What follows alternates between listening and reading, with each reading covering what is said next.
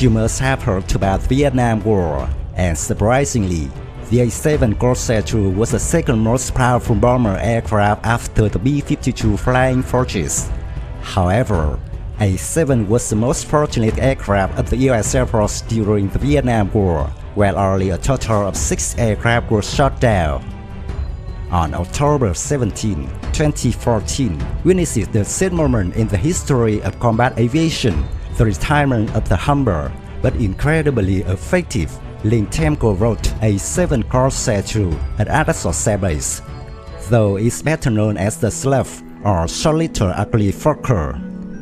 Since October 17, 15 A-7E and 2 TA-7C, a two-seat training variants of the 336 Squadron have fled the Great Air Force payroll. Finally, after 47 years of active operation, the US produced A-7 light attack aircraft model officially disappeared from the sky.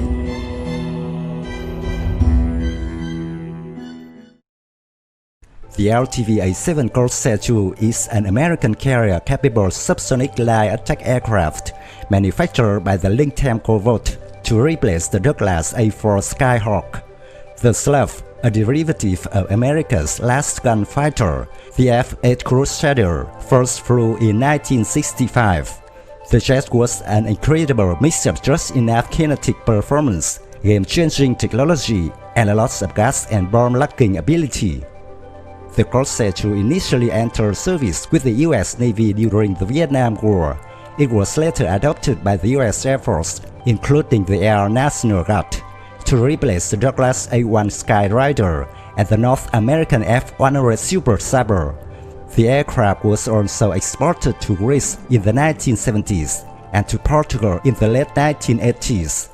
The A-7 was retired from the US Navy service almost immediately after the Desert Storm, with the Air National Guard putting the jet out to pasture in 1993. Portugal allowed to 1999, leaving just Greece as the final active A-7 operator until 2014.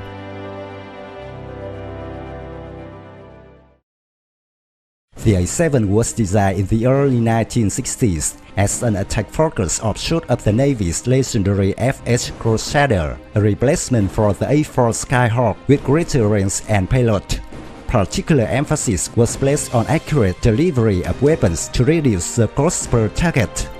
The requirements was finalized in 1963. An obvious difference between the F-8 and A-7 is the overall size, with the A-7 being considerably shorter and stubbier.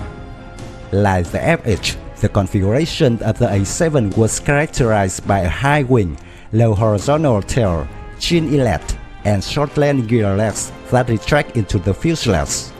It was selected as the winner on February 11, 1964, and on March 19, the company received a contract for the initial batch of aircraft designated A-7. In 1965, the aircraft received a popular name Corsair II. Vought previously produced 2 aircraft known as Corsair. During the 1920s, they produced the O2U Corsair biplane scout and observation aircraft. And during World War II, they made the highly successful F4U Corsair, the first A-7 mock-up in 1964.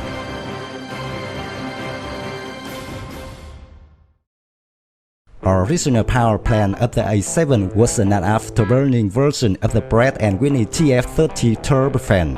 This is the same engine that, equipped with an afterburner, powers both the F-111 and the F-14, beginning with the A-7D.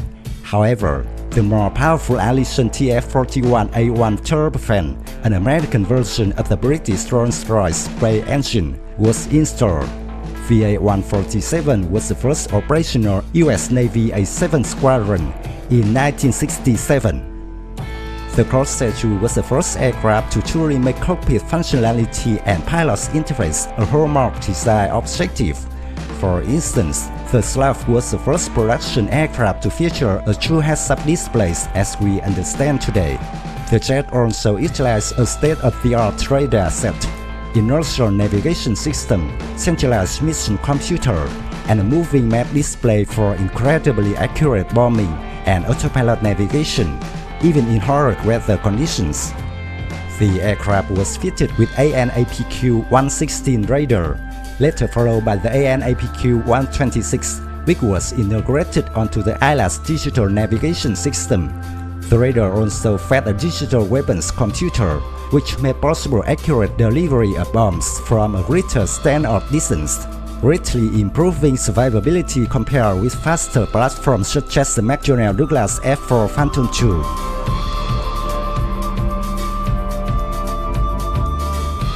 The A-7 had a fast and smooth development. The YA-7A made its first flight on September 27, 1965 and began to enter Navy Squadron service late in 1966. The first Navy A-7 squadrons reached operational status on February 1, 1967 and began combat operations over Vietnam in December of that year. A total of 1,569 A-7 aircraft would ultimately be built, including 459 to the U.S. Air Force. It was also utilized in many foreign countries.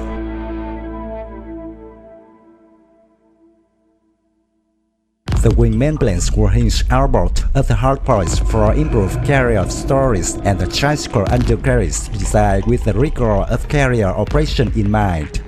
Underwing hardpoints number 6 in all and 2 side fuselage stations were also in play mainly to carry AIM-9 side-wider short-range air-to-air missiles.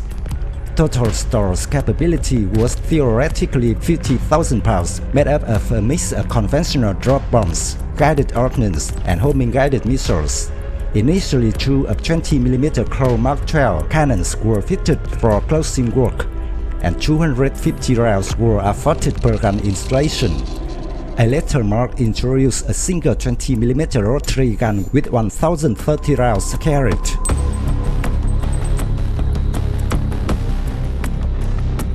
The first model produced was the A-7A with 199.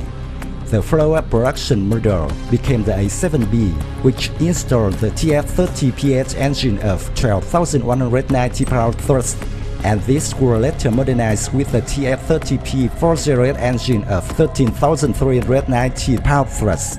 Total production of B models reached 196 examples. The A-7D differs from the Navy's Corsair II in several ways. It has been equipped with the Allison TF41A1 turbofan engine, which was a license-built version of the Rolls-Royce Spey.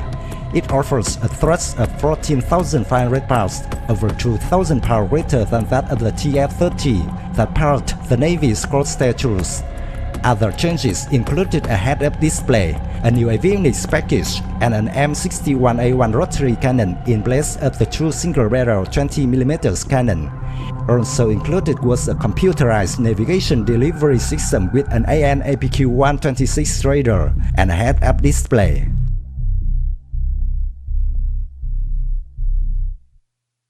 The Vought YA-7F strike fighter was a prototype transonic attack aircraft based on the subsonic A-7 Corsair II.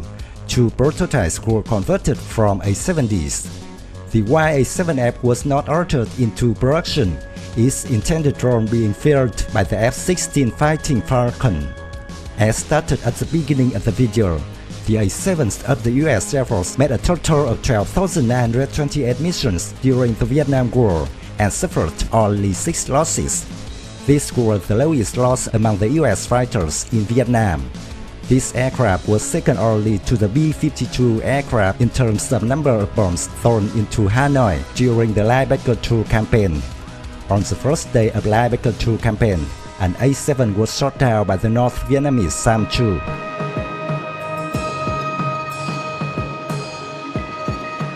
The aircraft saw additional combat service during the 1983 invasion of Grenada and in the actions for Lebanon that same year. In 1986, aircraft were used in the war against Libya. It was also used in the Gulf War in 1991. The A-7s were used as a deception and training aircraft by the group between 1981 and 1989 for the Lockheed F-179 Hawk stealth fighter program.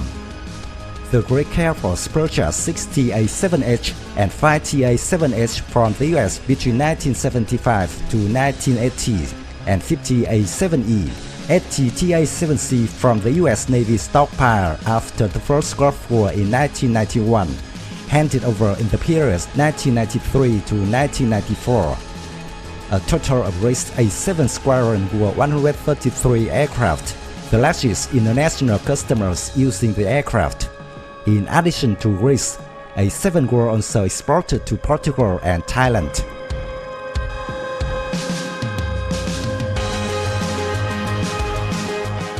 My video of A-7 Corsair II ends here.